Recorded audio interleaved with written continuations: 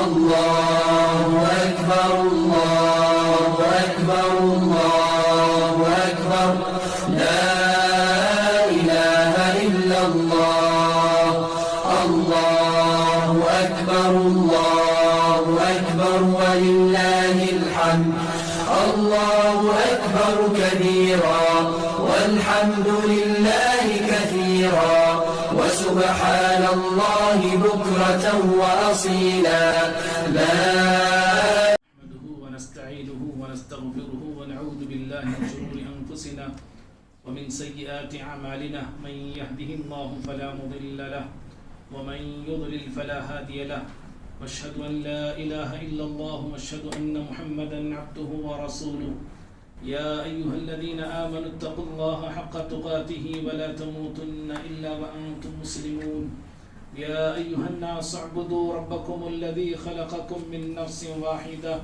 وخلق منها زوجها وبث منهما رجالا كثيرا ونساء واتقوا الله الذي تساءلون به والأرحام إن الله كان عليكم رقيبا يا أيها الذين آمنوا اتقوا الله وقولوا قولا سديدا يصلح لكم أعمالكم ويغفر لكم ذنوبكم ومن يطع الله ورسوله فقد فاز فوزا عظيما أما بعد فإن خير الحديث كتاب الله وخير الهدي هدي محمد صلى الله عليه وسلم وشر الأمور محدثاتها وكل محدثة بدعة وكل بدعة ضلالة وكل ضلالة في النار أعوذ بالله من الشيطان الرجيم بسم الله الرحمن الرحيم فإن آمنوا بمثل ما آمنتم به فقد اهتدوا وإن تولوا فإنما هم في شقاق فسيكفيكهم الله وهو السميع العليم.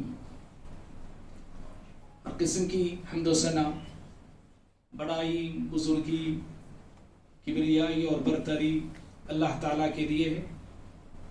درود و سلام ہو تمام نبیوں پر، بالخصوص میرے اور آپ کے نبی احمد مجتبی محمد مصطفیٰ صلی اللہ علیہ وسلم کی ذات مبارکہ پر. اللہم صلی وسلم وبارک علی نبینا محمد صلی اللہ علیہ وسلم. محترم بھائیو، ابھی خطبہ مسنہ کے بعد سورہ بقرہ سورہ نمبر 2 کی آیت نمبر 130 آپ کے سامنے پڑھا ہوں. اللہ رب العالمین نے اس آیت میں بتایا کہ ہدایت کس کو ملتی ہے اور کیسے ملتی ہے. اللہ تعالیٰ نے کہا فَإِنْ آمَنُوا بِمِثْلِ مَا آمَنْتُمْ بِهِ فَقَدِ اهْتَدَوْا. اگر وہ لوگ اس چیز پر ویسے ایمان لائے جیسے تم لوگ ایمان لائے ہو، یعنی اے نبی کے صحابہ جیسے تم لوگ ایمان لائے ہو اس طرح وہ لوگ ایمان لائیں گے. فَقَدِ اهْتَدَوْا، تو ہدایت یافتہ ہو جائیں گے. وَإِنْ تَوَلُّوا، اور اگر وہ روگردانی کرے فَإِنَّمَا هُمْ فِي شِقَاقٍ، تو پھر وہ لوگ کھلی ہوئی مخالفت میں ہیں. فَسَيَكْفِيكَهُمُ اللَّهُ، اور ان سے آپ کے لیے اللہ تعالیٰ کافی ہے، اور اللہ تعالیٰ سب کچھ سننے والا اور سب کچھ جاننے والا ہے. بھائیو، اس آیت میں اللہ تعالیٰ نے صحابہ اکرام کا مقام اور مرتبہ، ان کی عظمت، ان کی رفعت، ان کی فضیلت کو بتایا ہے کہ اللہ تعالیٰ کے پاس ایمان والے وہی لوگ ہیں یا ہدایت یافتہ وہی لوگ ہیں جو ایمان لاتے ہوں، ایمان رکھتے ہوں صحابہ کے جیسا. صحابہ کیسے ایمان لائے، صحابہ کیسا ایمان رکھتے تھے؟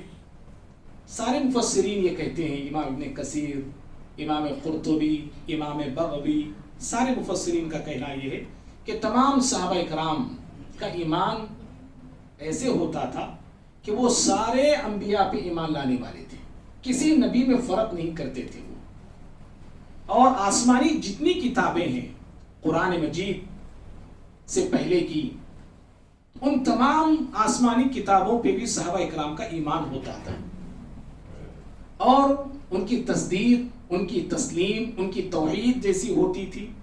اگر لوگ بھی خصوصاً یہود اور نصارہ اور عموماً تمام لوگ صحابہ کے جیسا ایمان لاتے ہیں، صحابہ کے جیسا ایمان رکھتے ہیں، صحابہ کی جیسی توحید اپناتے ہیں، اور صحابہ کی کرام کے جیسی تسلیم اور تصدیق کا ثبوت دیتے ہیں، تو تو پھر اللہ کہتا ہے ایسے ہی لوگ ہدایت یافتہ ہیں۔ بھائیو، صحابہ کرام رضوان اللہ تعالی علیہم اجمعین، انبیاء کے بعد روئے زمین پر سب سے مقدس طبقہ ہے، سب سے معزز طبقہ ہے، سب سے برگزیدہ جماعت ہے یہ۔ نبیوں کے بعد، رسولوں کے بعد سب سے اونچا مقام اور مرتبہ رکھنے والی شخصیتیں صحابہ کرام کی شخصیتیں ہیں۔ جیسے صحابہ نبیوں کے بعد سب سے افضل ہیں، سب سے بہتر ہیں، ویسے ہی صحابہ کا زمانہ، صحابہ کا دور نبی صلی اللہ علیہ وسلم کے دور کے بعد سب سے افضل دور، سب سے بہتر دور ہے۔ نبی صلی اللہ علیہ وسلم نے فرمایا خیر القرون قرنی ثم الذین یلونہم۔ آپ نے کہا کہ لوگوں سب سے بہترین زمانہ میرا زمانہ ہے، جس زمانے میں ہوں وہ زمانہ سب سے بہترین زمانہ ہے، اور میرے زمانے کے بعد والا زمانہ سب سے بہترین ہے، یعنی صحابہ کا زمانہ۔ جیسے صحابہ سب سے بہترین ہے نبیوں کے بعد، ویسے ہی صحابہ کا زمانہ بھی سب سے بہترین زمانہ ہے۔ اور یہ وہ ہستیاں ہیں صحابہ کی، یہ وہ شخصیتیں ہیں صحابہ کرام کی، کہ یہ ان کی فضیلتیں، ان کی عظمتیں صرف زمین پر نہیں، بلکہ ان کی عظمت اور ان کی فضیلت اور ان کا ذکر خیر آسمان میں بھی ہوتا تھا۔ رہتے تھے زمین پر، جیتے تھے زمین پر، لیکن ان کا ذکر خیر آسمانوں پہ ہوتا تھا اور آسمان والوں کے پاس ہوتا تھا۔ یہ خدیجہ رضی اللہ تعالی عنہ ایک مرتبہ جبریل علیہ السلام پیارے نبی صلی اللہ علیہ وسلم کے پاس آئے اور آ کے کہا اے نبی صلی اللہ علیہ وسلم، یہ خدیجہ ہیں رضی اللہ تعالی عنہ، جب وہ آپ کے پاس آئے تو انہیں سلام سنانا رب العالمین کا، اللہ اکبر، انہیں سلام سنانا رب العالمین کا، اور ساتھ میں میرا سلام بھی عرض کرنا۔ آپ اندازہ لگائیے خدیجہ رضی اللہ تعالی عنہ کی کتنی بڑی فضیلت ہے کہ اللہ رب العالمین آسمان دنیا سے جو عرش پر مستوی ہے، ساری کائنات کا مالک ہے، خالق ہے، مدبر ہے، پوری کائنات اسی کے قدرت میں ہے، اسی کے کنٹرول میں ہے، اسی کے تصرف میں ہے، وہ رب العالمین جبریل علیہ السلام کے ذریعے سلام روانہ کرتا ہے حضرت خدیجہ رضی اللہ تعالی عنہ کو، اور سید الملائکہ، سارے فرشتوں کے جو سردار ہیں جبریل علیہ السلام، وہ بھی سلام عرض کر رہے ہیں۔ ایک مرتبہ پیارے نبی صلی اللہ علیہ وسلم نے ابی بن کعب رضی اللہ عنہ، جو قرآن کے بہت اچھے قاری تھے، ان سے کہا کہ ابی، اللہ تعالیٰ نے مجھے کہا ہے، مجھ سے کہا ہے، مجھے حکم دیا ہے کہ میں تم سے سورۃ البینہ سنوں۔ ابی بن کعب رضی اللہ تعالیٰ عنہ نے پیارے نبی صلی اللہ علیہ وسلم سے سوال کیا، اللہ کے نبی صلی اللہ علیہ وسلم، کیا اللہ تعالیٰ نے میرا نام لے کے کہا ہے کہ ابی سے آپ سورۃ البینہ سنیے؟ پیارے نبی صلی اللہ علیہ وسلم نے کہا کہ ہاں، اللہ تعالیٰ نے تمہارا نام لیا ہے۔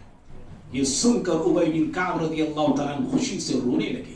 آپ ان دو واقعات سے، ان دو حدیثوں سے آپ اندازہ لگا سکتے ہیں کہ صحابہ کرام کا مقام، مرتبہ صرف زمین پر نہیں تھا بلکہ آسمانوں میں ہوتا تھا، اور آسمانوں میں تھا، اور ان کا ذکر آسمان والوں کے پاس بھی ہوتا تھا۔ اور سب سے بڑی فضیلت رہتی دنیا تک کے لیے اور قیامت کی صبح تک کے لیے، اللہ تعالیٰ نے تمام صحابہ کرام کے حق میں اپنی رضامندی کا اظہار کر دیا، اپنی رضامندی کو ظاہر کر دیا، کہا رضی اللہ عنہم ورضوا عنہ، صحابہ وہ لوگ ہیں، صحابہ وہ ہستیاں ہیں جن سے اللہ تعالیٰ راضی ہے، اور یہ صحابہ اللہ تعالیٰ سے راضی ہیں۔ بھائیوں، آج مجھے صرف صحابہ کی شان میں نہیں بتانے جا رہا ہوں، مختصر میں نے آپ کے سامنے ذکر کیا۔ تمام صحابہ کرام بڑے معزز تھے، محترم تھے، مکرم تھے، عظیم شان اور عظمت رکھنے والے لوگ تھے۔ انہی صحابہ میں سے ایک عظیم صحابی کا آج میں ذکر کرنے جا رہا ہوں، ایک مشہور صحابی کا ذکر، اور وہ صحابی، وہ عظیم صحابی، وہ عظیم شخصیت حضرت عمر بن خطاب رضی اللہ تعالیٰ عنہ کی ہے۔ حضرت عمر بن خطاب رضی اللہ تعالیٰ عنہ مسلمان ہونے سے پہلے ہم سب جانتے ہیں کہ اسلام کے سخت ترین دشمنوں میں سے تھے، اور جب مکے میں مسلمانوں پہ ظلم بڑھ رہا تھا، پیارے نبی صلی اللہ علیہ وسلم نے اس وقت اللہ تعالیٰ سے دعا مانگی، کہا کہ پروردگارا مکے کی یہ دو عظیم ہستیاں، یعنی ایک ابو جہل اور دوسرے عمر بن خطاب رضی اللہ تعالیٰ عنہ، ان دونوں میں سے جو تیرے نزدیک پسندیدہ ہے، محبوب ہے، اے اللہ تو اس بندے کو ہدایت دے۔ آپ نے یہ دعا فرمائی، اور ادھر پیارے نبی صلی اللہ علیہ وسلم نے دعا کی، اور ادھر رب العالمین عمر بن خطاب رضی اللہ تعالیٰ عنہ کے سینے کو اسلام کے لیے کھول دیا، اور اس طرح آپ مشرف با اسلام ہو گئے، مسلمان ہو گئے۔ اور آپ کی ایک شخصیت کیا مسلمان ہو گئی، آپ ایک مسلمان کیا ہو گئے، آپ کے مسلمان ہونے سے، آپ کے اسلام میں آنے سے مسلمانوں کو قوت ملی، طاقت ملی، عظمت ملی، ہمت ملی، حوصلہ ملا۔ اور ابن مسعود رضی اللہ تعالیٰ عنہ کہتے ہیں کہ عمر بن خطاب رضی اللہ عنہ جب مسلمان ہوئے، پہلی مرتبہ خانہ کعبہ میں مسلمان سارے مل کے عمر بن خطاب رضی اللہ عنہ کے ساتھ جا کے نماز ادا کرتے ہیں۔ اور ہجرت کا واقعہ ہم میں سے ہر شخص جانتا ہے کہ جب مسلمان ہجرت کر رہے تھے، مسلمانوں کو مکے میں ستایا جا رہا تھا، مارا جا رہا تھا، پریشان کیا جا رہا تھا، ظلم پہ ظلم ڈھائے جا رہے تھے، تو پیارے نبی صلی اللہ علیہ وسلم کے حکم پہ صحابہ مکے سے مدینہ روانہ ہونے لگے۔ بعض صحابہ چھپتے چھپاتے مدینے کی طرف جا رہے تھے۔ یہ عمر بن خطاب ہیں رضی اللہ تعالیٰ عنہ، کل ہجرت کرنے والے ہیں، مدینے کی طرف کل روانہ ہونے والے ہیں، اور آج وہ مکے میں اعلان کرتے ہیں کہ اے لوگوں، کل یہ عمر ہجرت کر رہا ہے، مکہ چھوڑ کے مدینہ جا رہا ہے۔ اگر کوئی شخص یہ بات پسند کرتا ہے، کسی کو یہ بات پسند ہے کہ اس کی ماں اس پہ ماتم کرے، اس کی ماں اس پہ نوحہ کرے اس کے مرنے پہ، تو وہ عمر کو ہجرت کرنے سے آ کر روک کر تو دیکھے۔ یہ آپ نے کہا، اور آپ کی شخصیت ہم میں سے ہر مسلمان جانتا ہے، بڑی جلالی شخصیت تھی عمر بن خطاب رضی اللہ عنہ کی، اور بڑی روبدار شخصیت تھی عمر فاروق رضی اللہ تعالیٰ عنہ کی۔ آپ کا روب غیروں پر تھا۔ جب آپ نے اعلان کیا کہ ہے کوئی مجھ کو ہجرت سے روکنے والا، مکے میں بڑے بڑے سورما جانے جاتے تھے، پہچانے جاتے تھے، لیکن کسی کی کیا مجال کہ عمر فاروق رضی اللہ عنہ کے راستے میں آ کے رکاوٹ بنے اور آپ کو روکنے کی کوشش کریں۔ کسی کی مجال نہیں ہوئی، کسی کی ہمت نہیں ہوئی۔ آپ کا روب کافروں پر، غیروں پر ایسا تھا، اور آپ کا روب اپنوں پر بھی تھا، یعنی مسلمانوں پر بھی آپ کا روب تھا۔ بڑی مشہور حدیث بخاری کی، ازواج مطہرات پیارے نبی صلی اللہ علیہ وسلم سے ایک مرتبہ گھر میں گفتگو کر رہے تھے، اونچی اونچی آواز سے کچھ باتیں، فرمائشیں کر رہی تھی، تو اس وقت عمر فاروق رضی اللہ عنہ پیارے نبی کے حجرے کے پاس، کمرے کے پاس آتے ہیں اور کہتے ہیں اللہ کے نبی صلی اللہ علیہ وسلم کیا اندر آنے کی مجھے اجازت ہے؟ سلام کیا، اجازت طلب کی۔ جیسے ہی عمر فاروق رضی اللہ عنہ کی آواز کو ازواج مطہرات امہات المؤمنین نے سنا، فوراً ساری کی ساری اندر چلی گئیں۔ عمر فاروق رضی اللہ عنہ کو پیارے نبی نے اجازت دی۔ جب آپ اندر آئے تو دیکھا کہ پیارے نبی صلی اللہ علیہ وسلم مسکرا رہے تھے۔ آپ صلی اللہ علیہ وسلم سے مسکرانے کی وجہ پوچھی گئی تو آپ نے کہا کہ عمر، تمہارے آنے سے قبل میری بیویاں مجھ سے اونچی اونچی آواز سے گفتگو کر رہی تھی، لیکن تمہاری آواز سننے کے بعد ساری کی ساری اندر چلی گئیں۔ یہ آپ کا روب تھا۔ یہ عبداللہ بن عباس رضی اللہ تعالیٰ عنہما فرماتے ہیں کہ مجھے ایک مسئلہ پوچھنا تھا عمر فاروق رضی اللہ عنہ سے، لیکن آپ کا روب ہمیشہ حائل رہا، روکتا رہا مجھے آپ کا روب، میں پوچھنے کی ہمت نہیں کر پاتا تھا، یہاں تک کہ 1 سال ہو گیا جب میں ان کے ساتھ حج پہ جا رہا تھا تو سفر کے دوران میں یہ مسئلہ پوچھ لیا مجھ سے۔ آپ کا یہ روب تھا۔ بھائیو، آپ ایسی روبدار شخصیت تھی کہ آپ کا روب غیروں پر ہی نہیں، اپنوں پر ہی نہیں، بلکہ شیطان پر بھی آپ کا روب چلتا تھا۔ مشہور حدیث ہے نا، آپ کا روب شیطان پہ۔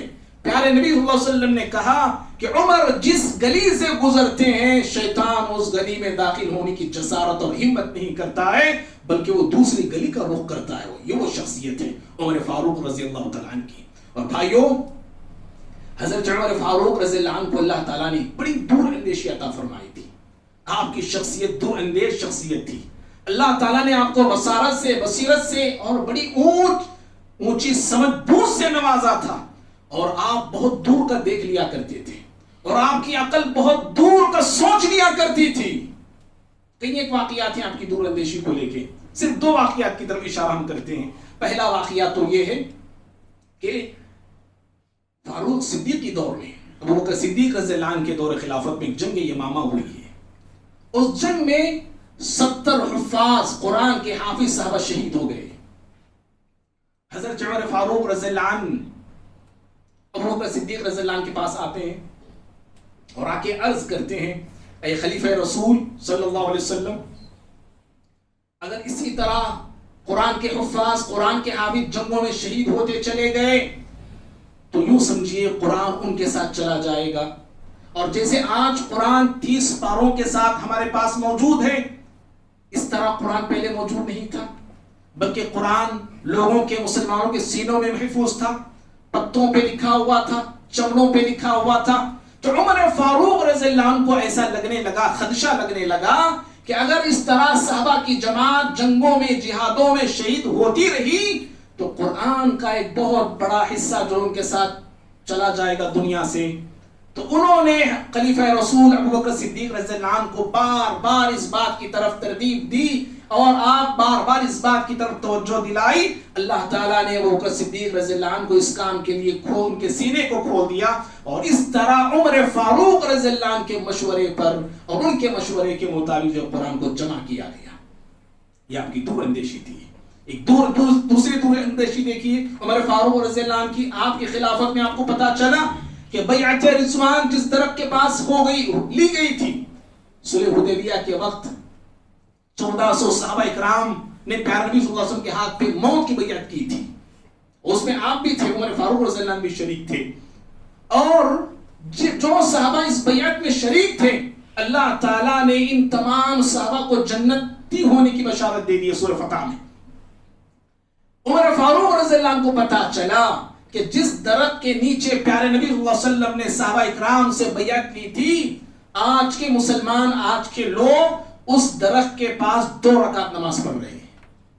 درخت کے لیے نہیں پڑھ رہے، اللہ کے لیے ہی پڑھ رہے ہیں، لیکن وہ یاد کر کے پڑھ رہے ہیں یہی وہ درخت ہے، دیکھو پیارے نبی صلی اللہ علیہ وسلم نے یہاں پہ بیعت لی تھی، چلو ایسے ہی کیوں جائیں، 2 رکعت نماز پڑھ کے ہم جاتے ہیں. 2 رکعت نماز پڑھی جا رہی ہے. حضرت عمر فاروق رضی اللہ عنہ کی نظر نے یہ بھانپ لیا، یہ جانچ لیا کہ اگر آج کی نسلیں یہاں پہ نماز پڑھ رہی ہے لیکن آنے والی نسلیں ہو سکتا ہے کہ اس درخت ہی کے سامنے سجدہ ریز ہو جائے، اس درخت ہی کی عبادت کرنے لگ جائے. فوراً آپ نے اس درخت کو اکھاڑ کے پھینکنے کا حکم دے دیا. یہ حضرت عمر فاروق رضی اللہ عنہ کی دور اندیشی تھی. اور بھائیو، آپ کی شخصیت نا الہامی شخصیت بھی تھی، الہامی شخصیت تھی. پیارے نبی صلی اللہ علیہ وسلم نے کہا کہ مجھ سے پہلے گزرے ہوئے نبیوں میں سے بعض ایسے لوگ، نبیوں کے زمانوں میں ایسے بعض لوگ گزرے ہیں جو الہامی ہوتے تھے، اور میری امت کا اگر الہامی کوئی شخص ہے تو عمر بن خطاب ہے رضی اللہ تعالیٰ عنہ. الہامی کا مطلب کیا ہے؟ الہامی کا مطلب یہ ہوتا ہے کہ کوئی حادثہ، کوئی واقعہ ہونے سے پہلے انہیں احساس ہو جاتا ہے، انہیں خیال آ جاتا ہے کہ ایسا کچھ ہو سکتا ہے، ایسا کچھ ہو جائے گا. یہ الہامی شخصیت تھی. یہ عمر فاروق رضی اللہ عنہ کی شخصیت ہے، اس امت کی جو الہامی ہے.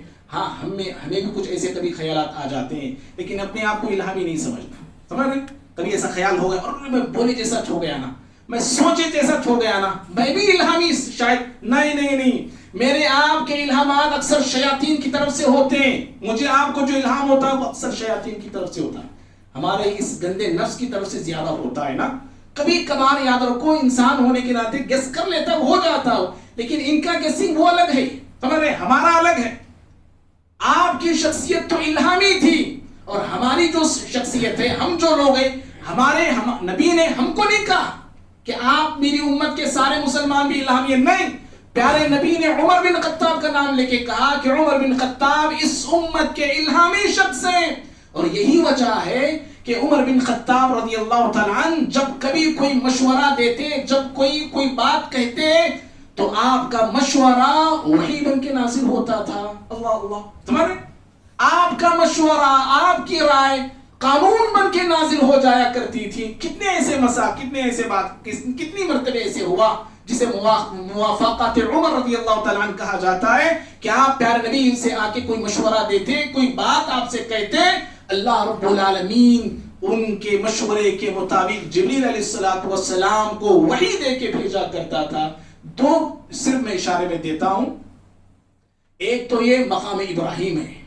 ابراہیم علیہ السلام کا جو مقام ہے، قدموں کی جو جگہ ہے، وہاں پہ 2 رکعت نماز پڑھنا مسنون ہے. عمرہ کرنے والے، حج پہ جانے والے طواف کے بعد اس مقام پہ 2 رکعت نماز پڑھتے ہیں. لیکن پہلے ایسا نہیں تھا. عمر بن خطاب رضی اللہ تعالیٰ عنہ نے کہا اللہ کے نبی صلی اللہ علیہ وسلم کیا ہی اچھا ہوتا کہ اس مقام کو جائے مصلی بنا لے، مصلی کی جگہ بنا لے، وہاں پہ نماز پڑھے تو کتنا اچھا رہے گا. اللہ تعالیٰ نے آسمان سے وحی کو نازل کیا وَاتَّخِذُوا مِن مَقَامِ إِبْرَاهِيمَ مُصَلَّى کہ آج سے ابراہیم علیہ السلام کے اس مقام کو مصلی بنایا جائے. اسی طرح سے ایک مشورہ پیارے نبی صلی اللہ علیہ وسلم کے سامنے یہ آیا عمر بن خطاب رضی اللہ عنہ کا، اے اللہ کے نبی صلی اللہ علیہ وسلم آپ کی خدمت میں آپ کے پاس ہر طرح کے لوگ آتے ہیں، مسلم بھی آتے ہیں، غیر مسلم بھی آتے ہیں، اچھے لوگ بھی آتے ہیں، برے لوگ بھی آتے ہیں. اس لیے بہتر یہ ہے کہ آپ اپنی بیویوں کو پردے کا حکم دیں. ابھی پردے کا حکم نازل نہیں ہوا تھا، اللہ رب العالمین نے پردے کی آیتیں نازل فرما دیا، اور اس طرح ساری دنیا کی مومنہ عورتوں کو، مسلمہ عورتوں کو یہ حکم دے دیا گیا کہ وہ جب بھی وہ باہر نکلیں با پردہ ہو کے نکلیں، با حجاب ہو کے نکلا کریں. یہ عمر فاروق رضی اللہ تعالیٰ عنہ کی یہ بصارت ہے، اور ان کی یہ مشورے ہیں، جو مشورے جو ہے وہی بن کے نازل ہوا کرتے تھے. یہی وجہ ہے بھائی، یہی ریزن ہے. پیارے نبی صلی اللہ علیہ وسلم نے عمر بن خطاب رضی اللہ عنہ کی شان میں آپ نے کہا تھا لو کان بعدی نبی لکان عمر رضی اللہ تعالیٰ عنہ. آپ نے کہا کہ لوگوں اگر میرے بعد نبوت ہوتی نا، مجھ پہ نبوت ختم، میرے بعد کوئی نبی آنے والے نہیں، اب میرے بعد کوئی دنیا میں رسول آنے والا نہیں. اللہ تعالیٰ نے مجھ کو آخری نبی، آخری رسول اور فائنل نبی بنا کے بھیجا ہے، اور مجھ پہ نبوت کا دروازہ بند کر دیا گیا ہے، اور میرے بعد کوئی بھی کہیں کا بھی نبی ہونے کا دعویٰ کرتا ہے، چاہے وہ محمد بن حنیف ہو، ہمارے ہندوستان میں اٹھا آج سے چند سال پہلے، اور چند مہینے پہلے اس کا جو ہے دیوانہ پن زیادہ ہو گیا، وہ کیوں نہ ہو. شکیل بن حنیف کیوں نہ ہو، یا مرزا غلام احمد قادیانی جو کہ تباہ ہو گیا، انتقال کر گیا، وہ کیوں نہ ہو. اس کے نقش قدم پہ چلنے والے لوگ کوئی بھی کیوں نہ ہو. اگر کوئی نبی ہونے کا دعویٰ کرتا ہے تو یاد رکھو وہ دجال ہیں، وہ کذاب ہیں، وہ جھوٹے ہیں، وہ مکار ہیں، وہ نبوت پر جو ہے ڈاکہ ڈالنے والے لٹیرے ہیں، وہ ڈاکہ ڈالنے والے لوگ ہیں. اللہ تعالیٰ نے مجھ پہ نبوت کو ختم کر دیا. ہاں اگر میرے بعد اس امت میں کوئی نبی ہوتا نا، وہ عمر ہوتی رضی اللہ تعالیٰ، وہ عمر ہوتے وہ، لیکن عمر بھی نبی نہیں. لا نبی بعدی، میرے بعد کوئی نبی نہیں ہے.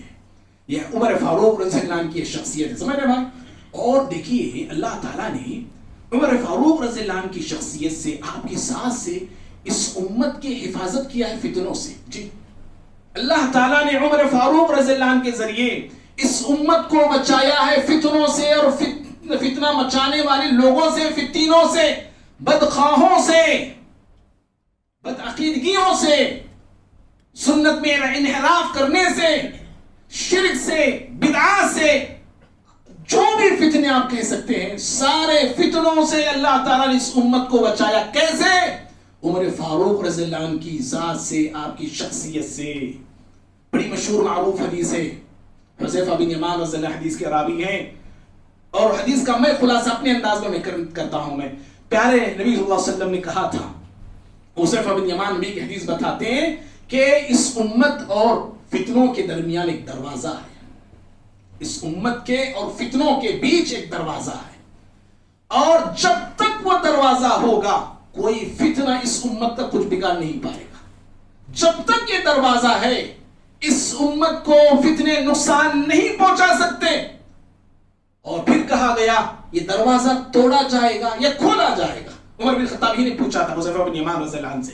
حذیفہ بن یمان رضی اللہ عنہ نے کہا کہ اس دروازے کو توڑا جائے گا، توڑا جائے گا. عمر فاروق رضی اللہ عنہ نے کہا جب وہ دروازہ توڑا جائے گا تو پھر کبھی اس دروازے کو بند نہیں کیا جائے گا. سمجھ رہے؟ اور بھائیوں آپ خود سیرت اگر آپ جانتے ہیں، اور الحمدللہ مختصر طور پہ ہم سب میں ہر شخص جانتا ہے، پیارے نبی صلی اللہ علیہ وسلم کے عہد کے بعد ابو بکر و عمر رضی اللہ تعالیٰ عنہما کی خلافت کے بعد جو بھی فتنے اٹھے ہیں وہ عمر فاروق کے بعد اٹھے ہیں. जो भी फितने इस उम्मत को नुकसान पहुंचाए, जंग व जिदाल हो, आपसी फितने हो, दूसरों के फितने हो, बदअकीदगियां हो, खुराफात हो, जितने फितने, अब्दुल्ला बिन सबा यहूदी का सबसे खतरनाक फितना ये जो भी उठा है ना, वो उमर फारूक रज़ियल्लाहु अन्हु की वफात और शहादत के बाद ये फितने उठे हैं। जब तक आपकी शख्सियत रुए जमीन पर मौजूद थी, किसी तरह का कोई फितना नहीं उठा। और आप दुनिया से जो जा रहे थे ना, उमर फारूक रज़ियल्लाहु अन्हु जब दुनिया से जा रहे थे, जाते जाते इस दुनिया को छोड़ के उस दुनिया में जा रहे थे, उस दुनिया को जाते जाते भी इस उम्मत को फितने से बचा के गया आप जी। उस वक्त भी आपने इस उम्मत को फितने से बचाया। आखिरी वक्त, आखिरी सांसें आपकी चल रही हैं, जख्मी हैं आप, उस वक्त भी आपने इस उम्मत को फितने से बचाया। और सबसे बड़ा फितना क्या है जानते हैं? आज ये उम्मत, आज ये मुसलमान, आज जितनी जमातें हैं, कोई भी जमात हो, हमारी हो, दूसरों की हो, हर जमात मस्जिदों में, मदरसों में, हर एक ऊपर से नीचे, नीचे से ऊपर, हर एक इस फितने का शिकार है। वह ओहदा जी, ओहदा, कुर्सी की मोहब्बत, कुर्सी की चाहत, ये बड़ा खतरनाक फितना है। समझ में, इस कुर्सी के लिए ये उम्मत आपस में एक दूसरे के खून के लिए तैयार हो गई। कितने ऐसी मिसालें हैं, मौजूद हैं, हम सब जानते हैं। कई बादशाह कुर्सी पर बैठने से पहले अपने ही बच्चों, अपने ही भाइयों का कत्ल किया है कुर्सी को बचाने के लिए जी। कई जंगें हुई। उमर फारूक रज़ियल्लाहु अन्हु जानते थे, अगर ऐसे ही छोड़ दिया जाए इस कुर्सी को, इस मसनद खिलाफत को, ये उम्मत भी कुछ ना कुछ कर सकती है। आप जाने से पहले 6 लोगों का नाम आपने चॉइस किया। आपने कहा कि इन 6 में से किसी एक को खलीफा बनाना। 3 दिन का टाइम दिया आपने, 3 दिन के अंदर किसी को खलीफा मुंतखब करना है आपको। और बेटे से कहा, अब्दुल्ला बिन उमर से, अब्दुल्ला देखो, अगर दोनों फरीक अगर किसी को खलीफा नहीं बना सक रहे, दोनों तरफ लोग बराबर हैं, तो तुम उन लोगों की तरफ होना जिस तरफ अब्दुर्रहमान बिन औफ रज़ियल्लाहु तआला अन्हु है। ये सारी चीजें आपने बताई। भाइयों, बताना ये है कि इस तरह उमर फारूक रज़ियल्लाहु तआला अन्हु दुनिया से जाते हुए भी इस उम्मत को फितने से बचा के गए हैं। और ये सबसे खतरनाक फितना है कुर्सी का, ओहदे का। और यही फितना आज हमें लेके दबोच लिया है, तबाह कर रहा है, बर्बाद कर रहा है। फिर भी ये उम्मत इस फितने से बचने के लिए और निकलने के लिए तैयार नहीं है। भाइयों, यही वजह है, यही रीजन है कि इनकी इस कदर फजीलतों के सबब, अजमतों के सबब, अबू बकर सिद्दीक रज़ियल्लाहु तआला अन्हु अपनी वफात से पहले सहाबा के मशवरे से उमर फारूक रज़ियल्लाहु अन्हु को खलीफा बनाते हैं जी। और आप पहले वो खलीफा हैं जिन्होंने ऐसे ऐसे काम अंजाम दिए जो बाद आने वाले खलीफाओं और बादशाहों के लिए नमूने बन गए। चंदे में भी बता के जल्दी आगे बढ़ता हूं, वक्त हो गया है। आप पहले वो खलीफा हैं जिनको अमीरुल मोमिनीन का लक़ब मिला। पहले अमीरुल मोमिनीन नहीं कहा जाता था किसी को, पहले आप हैं। और दूसरी चीज, आप पहले वो खलीफा हैं जो सहाबा के मशवरे वगैरह के मुताबिक मुसलमानों का जो नया साल शुरू किया गया, वो हिजरी साल को आपने मुंतखब किया, हिजरी साल को आपने बनाया है। और पहले आप वो खलीफा हैं जो रातों में गश्त करते थे। समझ रहे हैं? रातों में निकल पड़ते थे, आप साथ में गुलाम होते थे, गश्त करते थे, मदीने की गलियों में जाके आप खबरगिरी करते थे, लोगों का और पब्लिक के हालात से आप वाकिफियत लेते थे कि कौन कैसा है, किस हालत में है। आप ये करते थे, आप गश्त कर रहे थे। मदीने के बाहर आपने एक झोपड़ी देखी, वहां गए, देखा कि एक बुढ़िया बैठी हुई है, मासूम छोटे छोटे बच्चे हैं, और बुढ़िया कुछ हांडी चूल्हे पे रखे, उस पे कुछ रखे हिला रही है। उमर फारूक गए अंदर, पूछा, माँ जान क्या है ये, कौन है ये? कहा कि मेरे बच्चे हैं, भूख से बिलक रहे हैं, तड़प रहे हैं, और मेरे घर में खाने के लिए, बच्चों को खिलाने के लिए कुछ भी नहीं है। कहा फिर ये क्या है हांडी में? कहा पानी है, बस बच्चों को बहलाने के लिए पानी चढ़ा के हिला रही हूं। उमर फारूक रज़ियल्लाहु अन्हु तड़प गए, बेचैन हो गए, और सीधे बैतुल माल आए, और बैतुल माल से अनाज और आटे की कुछ बोरियां ली, और कुछ और सामान लिए, और निकल पड़े। साथ में आपके गुलाम भी थे, असलम, वो भी, उन्होंने कहा कि मुझे वो थैला आप दे दें, बोरियां मुझे दे दें। लेकिन आपने कहा कि नहीं, क्या कल रोज़े क़यामत तुम मेरा बोझ उठाओगे? اس طرح کی باتیں آپ نے کہیں اور جا کے اس بڑھیا کو جو ہے، اس بڑی عورت کو، اس اماں کو جو ہے یہ چیزیں آپ نے عطا فرمائی، یہ کشت آپ کیا کرتے تھے آپ۔ اور بھائیوں ایک اور ایک چیز جو یہ تھی، آپ کسی کو عہدہ دیتے تھے نا جی، عہدہ آپ کسی کو دیتے تھے، آپ عہدہ دینے سے پہلے اس عہدہ لینے والے کا امتحان آپ لیتے تھے جی، امتحان آپ لیتے تھے۔ اور کبھی کبھار یہ امتحان 2 مہینے 3 مہینے چلتا تھا، رکھتے تھے اس کو وہیں پہ، عہدہ نہیں دیتے تھے، پاس میں رکھتے تھے، جانچتے تھے، دیکھتے تھے، پڑھتے تھے۔ احنف بن قیس ایک صحابی ہے، صحابی رسول ہے، سمجھ رہے ہیں؟ احنف بن قیس کہتے ہیں کہ عمر فاروق رضی اللہ عنہ مجھ کو اپنے پاس 1 سال تک رکھا، 1 سال تک رکھا، اور 1 سال کے بعد مجھے گورنر بنایا، اور پھر کہا جانتے ہو 1 سال تک کیوں رکھا تھا؟ تمہارا امتحان میں لے رہا تھا، تم میرے امتحان میں کامیاب ہو۔ آپ عہدہ دینے سے پہلے لوگوں کا امتحان لیتے تھے، اور عہدہ دینے سے پہلے آپ رضی اللہ تعالیٰ عنہ عہدہ لینے والی کی جائیداد کتنی ہے معلوم کرتے تھے، آپ کتنی جائیداد ہے تمہارے پاس، اور عہدہ لینے کے بعد جائیداد میں اضافہ ہوتا، جائیداد بڑھ جاتی نا تو ساری تفصیلات دینا پڑتا تھا، یہ جائیداد کیسے آئی تمہارے پاس، عہدے سے پہلے تو اتنی تھی اور عہدے کے بعد اتنی جائیداد تمہاری ہوگی۔ اور آج دیکھو سیاست میں آتے ہی لوگ جائیداد بنانے کے لیے، بہرحال تو آپ کی یہ شخصیت تھی، آپ نے ایسی بہت ساری چیزیں کی، وظائف آپ نے مقرر کیے جو آپ سے پہلے وظائف مقرر نہیں تھے۔ آپ وہ خلیفہ ہیں جو کوڑے کا استعمال کرتے تھے جی، کوڑا رکھتے تھے آپ، پہلے خلیفہ ہیں آپ، درہ عمر رضی اللہ تعالیٰ بڑا مشہور ہے۔ بھائیو عمر فاروق رضی اللہ عنہ کا دور حکومت، دور خلافت بڑا سنہرا دور تھا، تاریخ انسانیت کا سمجھیے، تاریخ اسلامی کا سمجھیے، بڑا کامیاب دور، ترقی کا دور، عروج کا دور، فتوحات کا دور تھا، اور ایسے ایسے شہر، بستیاں، صوبے اور کئی ممالک کو مسلمانوں نے عمر فاروق رضی اللہ عنہ کے دور خلافت میں فتح کیا ہے۔ یہ عراق ہے، یہ جو عمر فاروق کے دور میں فتح ہوا ہے رضی اللہ تعالیٰ عنہ۔ ملک شام عمر فاروق رضی اللہ عنہ کے دور میں فتح ہوا، دمشق عمر فاروق رضی اللہ عنہ کے دور خلافت میں فتح ہوا ہے، نہاوند، ہمدان، آذربائیجان، خراسان، یہ سارے کے سارے عمر فاروق رضی اللہ عنہ کے دور خلافت میں فتح ہوئے ہیں۔ اور مصر عمر فاروق رضی اللہ عنہ کے دور خلافت میں فتح ہوا، مصر بہت بڑی تاریخ ہے وہ ایک۔ اور اسی طرح سے بھائیوں ایک ہفتہ پہلے اسرائیل کا جواب دیتے ہوئے ایران نے ایسی میزائل داغے اسرائیل پر، پوری دنیا ایران کی طاقت مان رہی ہے، ارے ایران اتنی طاقت والا ہے کیا، اسرائیل ڈر گیا، ایسے سب سوشل میڈیا پر آپ لوگ سن رہے ہوں گے، دیکھ رہے ہوں گے آپ لوگ، 1 ہفتے کی پہلے کی بات ہے۔ یہی وہ ایران ہے جس ایران کو مسلمانوں نے دھول چٹایا تھا، سمجھ رہے ہیں آپ؟ یہ وہ ایران ہے، وہ صحابہ اکرام اس ایران کو فتح کیا، آپ نے بڑے بڑے شہر اس کے فتح کیے۔ جس شہر میں صحابہ داخل ہوتے بادشاہ کو پتا چلتا کہ مسلمان آ رہے ہیں، شہر چھوڑ کے بھاگتا تھا جی، وہ شہر چھوڑ کے بھاگتا تھا۔ یہ وہ ایران ہے جس کو صحابہ نے فتح کیا تھا۔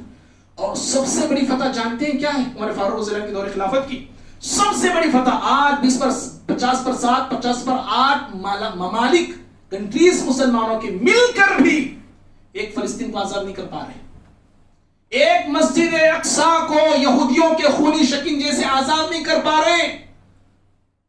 ون مین آرمی بولتے ہیں نا، عمر فاروق رضی اللہ تعالیٰ عنہ نے مسجد اقصی کو، فلسطین کو بغیر کسی جنگ کے، بغیر کسی خون کے فتح کیا تھا۔ یہ عمر فاروق ہے رضی اللہ تعالیٰ عنہ۔ اور بھائیو، بہرحال بھائیو، یہ آپ کی بڑے فتوحات تھے، بڑا سنہرا دور تھا آپ کا۔ 22 لاکھ مربع میل تک اسلامی سرحدیں پھیل گئی تھی آپ کی خلافت میں، اور آپ کا آخرت کا خوف ایسا تھا، عدل ایسا تھا آپ کی دور خلافت میں۔ آپ کے عدل کے چرچے، نبی کے عدل کے بعد، ابوبکر کے عدل کے بعد، انصاف کے بعد، آج آپ کے عدل کی مثالیں دنیا پڑھ رہی ہے، جان رہی ہے، اور ایسا عدل آج تک دیکھا نہیں گیا اور شاید دیکھا بھی نہیں جائے گا۔ بھائیوں، آپ کی 2 تمنائیں تھی۔ ایک تمنا تو یہ تھی کہ آپ کو موت آئے تو رسول کے شہر میں آئے، آپ دعا کرتے تھے اللہم اجعل موتی، اللہم ارزقنی شہادۃ فی سبیلک واجعل موتی فی بلد رسولک، آپ یہ دعا کرتے تھے، اللہ شہادت بھی دینا اور نبی کے شہر میں مجھے وفات دینا۔ ایسے ہوا، اللہ دعا قبول کیا۔ ابو لولو فیروز نامی مجوسی شخص، آپ نماز فجر پڑھا رہے تھے، ریزن تھا اس نے کیوں حملہ کیا، وقت نہیں ہو گیا، وقت فجر کی نماز پڑھا رہے تھے، پہلی صف میں خنجر لے کے، زہر سے بھرا ہوا خنجر لے کے کھڑا ہوا تھا، نماز پڑھانے لگے، تو آپ پر خنجر سے 5 یا 6 بار اس نے کر دیے، اور اس طرح آپ جو ہے بے ہوش ہو گئے. یا بعض میں تاریخ میں آتا ہے کہ آپ نے نماز کو ایسے ہی خون کی حالت میں مکمل کیا. عبد الرحمن بن عوف آگے بڑھ کے نماز کو مکمل کیا اور آپ کو گھر لے جایا گیا. آپ گھر منتقل ہو گئے. ایک تمنا تو آپ کی پوری ہو گئی، شہادت آپ کو مل گئی. خبر ہے، شہادت آپ کو مل گئی، نبی کے شہر میں آپ کو شہادت مل گئی. اب دوسری تمنا یہ تھی، آپ جب گھر منتقل کر دیے گئے، لوگ ملنے کے لیے آنے لگے، لوگ ملنے کے لیے آنے لگے. ایک نوجوان مل کے جا رہا تھا، دیکھا اس حالت میں بھی آپ نے دیکھا کہ اس کے کپڑے ٹخنے سے نیچے ہیں. جب وہ جانے لگا کہا یا ابن اخی، اے میرے بھتیجے، اپنے کپڑے کو ٹخنے سے اوپر کر لیں. آپ نے اس عالم میں بھی، اس زخمی حالت میں بھی آپ نے نصیحت فرمائی. اور پھر آپ نے اس وقت وہی خلیفہ کے انتخاب کی بات آپ نے رکھی کہ دیکھو 6 میں سے کسی ایک کو خلیفہ بنا لینا. پھر اس کے بعد آپ کی دوسری جو تمنا تھی نا، اپنے بیٹے عبداللہ کو بلایا رضی اللہ تعالیٰ عنہ، عبداللہ بن عمر کو بلایا، کہا کہ بیٹے عائشہ رضی اللہ تعالیٰ عنہ کے بعد جاؤ اور جا کے کہنا کہ عمر نے سلام سنایا ہے. امیر المؤمنین نہیں کہنا، کیا کہا؟ عاجزی دیکھیے.